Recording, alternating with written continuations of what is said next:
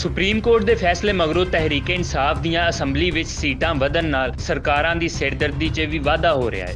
ਇਹੋ ਵਜ੍ਹਾ ਹੈ ਕਿ ਐਲਾਨ ਸਾਹਮਣੇ ਆਇਆ ਹੈ ਕਿ ਅਸੀਂ ਸ਼ਰੀਕਾਂ ਦੀ ਪੱਕੀ ਜੜ ਹੀ ਵੱਢਣੀ ਹੈ। ਮਤਲਬ ਪੀਟੀਆਈ ਉੱਤੇ ਪਾਬੰਦੀ ਲਾ ਕੇ ਗੱਲ ਹੀ ਮੁਕਾ ਛੱਡਣੀ ਹੈ। ਅਤਾਤ ਅਰੜ ਦੀ ਪ੍ਰੈਸ ਕਾਨਫਰੰਸ ਮਗਰੋਂ ਹਰ ਪਾਸਿਓਂ ਵੱਖੋ-ਵੱਖ ਗੱਲਾਂ ਸਾਹਮਣੇ ਆ ਰਹੀਆਂ ਨੇ।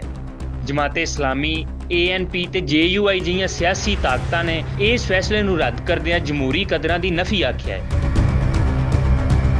ਜਦਕਿ ਪੀਪਲਜ਼ ਪਾਰਟੀ ਹਾਲੇ ਤੀਕਰ ਸੋਚੀ ਪਈ ਏ ਕਿ ਉਹਨੇ ਕਿਹੜੇ ਪਾਸੇ ਜਾਣਾ ਹੈ। ਕੋਈ ਲੀਡਰ ਪਾਬੰਦੀ ਦੇ ਹੱਕ ਅੰਦਰ ਗੱਲ ਕਰ ਰਿਹਾ ਹੈ ਤੇ ਕੋਈ ਦੂਜੇ ਬੰਨੇ ਮੂੰਹ ਕਰਕੇ ਜਮਹੂਰੀਅਤ ਦਾ ਮਾਮਾ ਬਣੀ ਖਲੋਤਾ ਹੈ। ਤਹਿਰੀਕ ਇਨਸਾਫ ਵੱਲੋਂ ਆਖਿਆ ਜਾ ਰਿਹਾ ਹੈ ਕਿ ਸਾਡੇ ਉੱਤੇ ਪਾਬੰਦੀ ਤੇ ਕਿਸੇ ਦਾ ਅੱਬਾ ਵੀ ਨਹੀਂ ਲਾ ਸਕਦਾ। ਬਹਰਹਾਲ ਸਿਆਸਤਾਂ ਦੀ ਖੇਡ ਨਿਰਾਲੀ, ਕੋਈ ਪਤਾ ਨਹੀਂ ਲੱਗਦਾ ਕਿ ਕਦ ਕਿਸੇ ਦੀਆਂ ਪੁੱਠੀਆਂ ਸਿੱਧੀਆਂ ਹੋ ਜਾਣ, ਕਿਸੇ ਦੇ ਮੁਕੱਦਰਾਂ ਦੀ ਚੰਗੀ ਭਲੀ ਟੁਰਦੀ ਗੱਡੀ ਉਲਟ ਜਾਵੇ। PTI ਉੱਤੇ ਪਾਬੰਦੀ ਲੱਗਦੀ ਹੈ ਜਾਂ ਫਿਰ ਹਕੂਮਤ ਦਾ ਦਾਵਾ ਹੋ ਕਿ ਬੜਕ ਤੀ ਕਰੀ ਰਹਿੰਦਾ ਹੈ। ਇਸ ਮਾਮਲੇ ਦੇ ਅਸਰਾਤ ਸਾਡੀ ਸਿਆਸਤ ਦਾ ਮੁਸਤਕਬਲ ਤੈਅ ਕਰਨਗੇ।